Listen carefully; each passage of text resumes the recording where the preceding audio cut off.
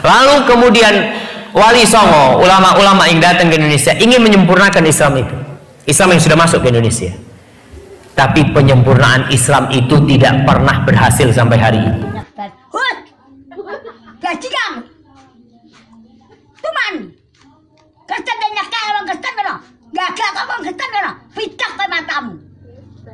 Cok garan.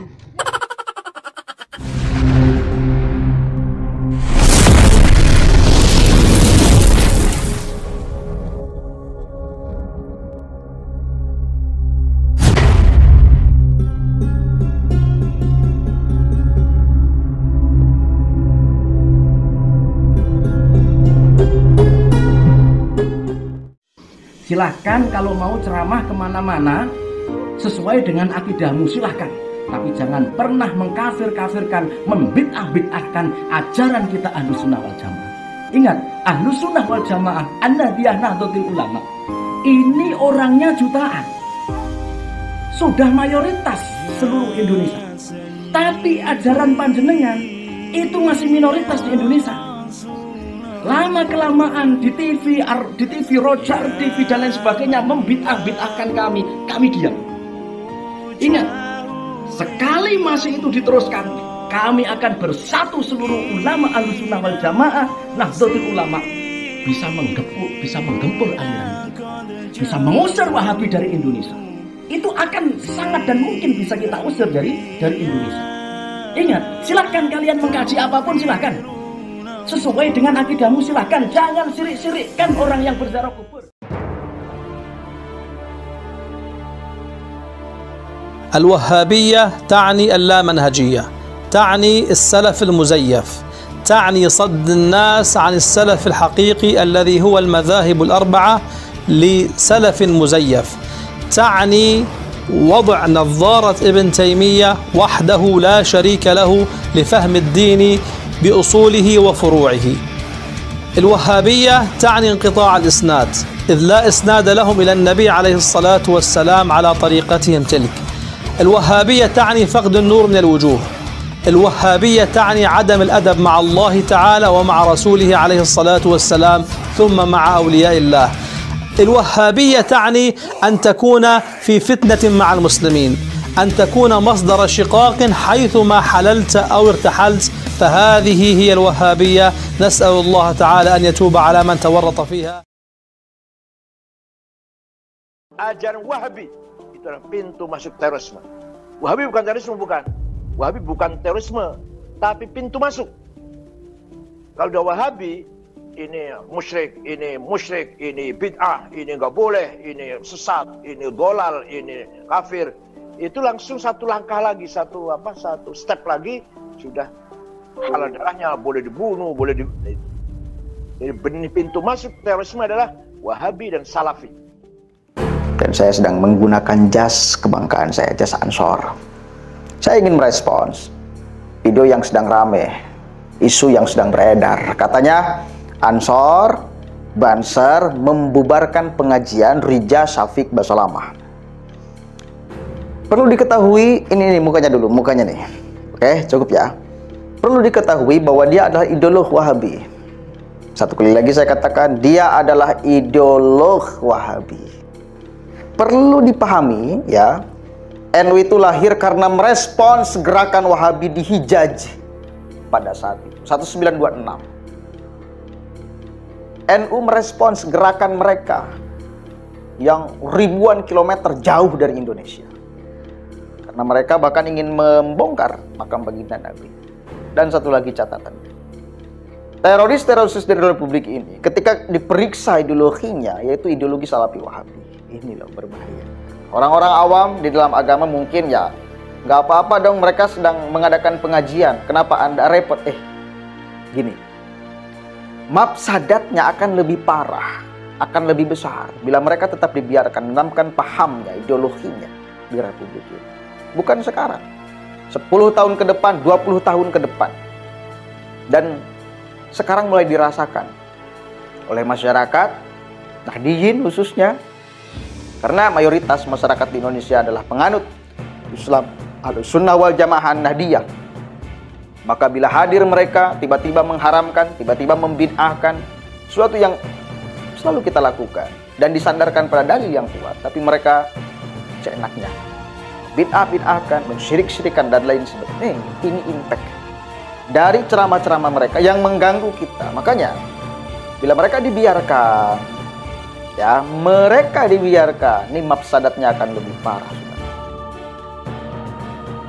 Coba kita lihat dulu nih, ada video yang beredar termasuk Riza Syafiq. Masalah juga ngomong. Ada sedikit cekcok di sana.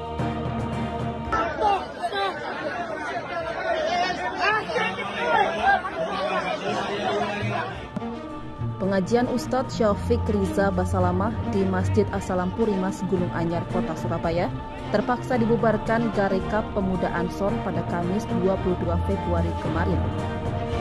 Sempat terjadi kericuhan panas saat masa GP Ansor memaksa pengajian dihentikan. Penghentian paksa ini memancing emosi jemaah peserta pengajian hingga terjadi cekcok adu mulut. Aksi saling dorong pun sempat terjadi antara jemaah peserta pengajian dengan massa GP Ansor. Ketua PAC GP Ansor Gunung Anyar Asyikun Nahdli menyebut terpaksa membubarkan pengajian dan menuding Ustadz Syafiq Riza Basalamah membawa ujaran kebencian dan dirasa mengganggu keharmonisan.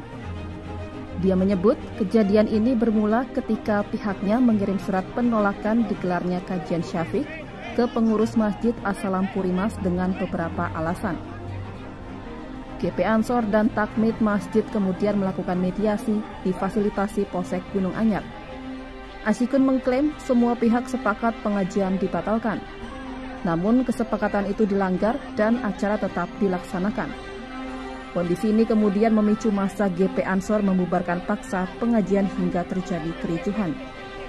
Adapun kericuhan terjadi sekitar 2 kali, pada pukul 5 sore dan saat memasuki waktu sholat maghrib.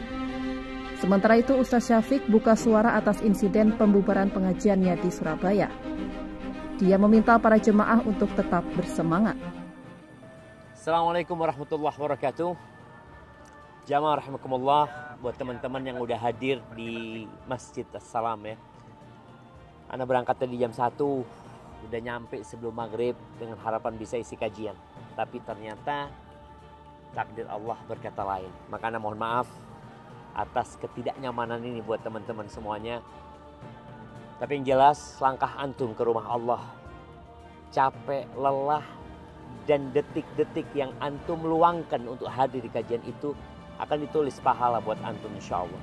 Dan semoga diangkat derajat antum dan diantarkan ke surga Allah Azza wa Jalla. Insya Allah kita ketemu lain waktu, dan semangat ya, Ramadan udah dekat. Semoga Allah menyampaikan kita ke bulan Ramadan, dan semoga Allah berikan hidayah kepada teman-teman kita yang masih mungkin belum paham. Oke. Nggak apa-apa sedikit cekcok di awal. Kita sebetulnya tidak akan mengganggu orang yang tidak mengganggu kita. Jangankan orang Islam yang berbeda paham dengan kita. Orang di luar Islam pun kalau dia tertib di republik ini, orang NU akan menjaganya bahkan sampai menyodorkan nyawa. Kenapa orang NU menolak Wahabi? Karena mereka mengganggu kita, mengganggu amaliyah kita, membid'ah-bid'ahkan amaliyah kita, mensyirik-syirikan amaliyah kita. Dan kita sudah punya kuat dalilnya. Itu. Jadi jangan coba-coba mengganggu dong. Kalau nggak mau diganggu. Kalau kalian mengganggu, maka kita juga akan ganggu.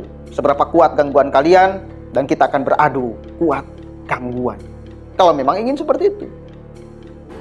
Ya. Tapi yang jelas bahayanya ideologi Salafi Wahabi, akar dari terorisme kalau kita periksa pola pikirnya, ideologinya Salafi Wahabi, saudara. Itu. Awalnya dari sana, punya ideologinya seperti itu. Gampang mensyirik-syirikan, gampang mengkafir-kafirkan, gampang membid'ah-bid'ahkan sesuatu yang berbeda dengannya. Itu masalah, bos. Ideologi itu salah satu masalah besar di republik ini. Orang karena ideologi itu berani rela mati-matian, bunuh-bunuhan. Ini bukan masalah sepele. Masalah serius. Korupsi masalah serius. kemiskinan, ketimpangan masalah serius. Tapi ini pun, ideologi ini adalah masalah sangat serius. Dan salah satu alasan saya pribadi tidak milih Anies Baswedan, karena di belakangnya ada sekelompok orang yang punya ideologi. Nggak beres di Republik ini. Itu aja, simple.